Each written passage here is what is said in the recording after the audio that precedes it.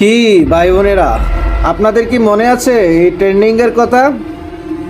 এই ট্রেন্ডিং নিয়ে এখন যারা চিন্তিত আছেন তাদের জন্য একটি আমল বলে দিই।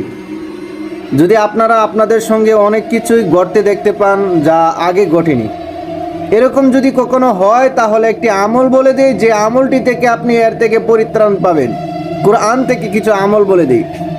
দেখুন, মাগরিবের নামাজের পর এবং ফজরের নামাজের পর সূরা ইখলাস, সূরা ফালাক এবং সূরা নাস পড়ে হাতে ফু দিয়ে সমস্ত শরীর বন্ধন করে নেবেন।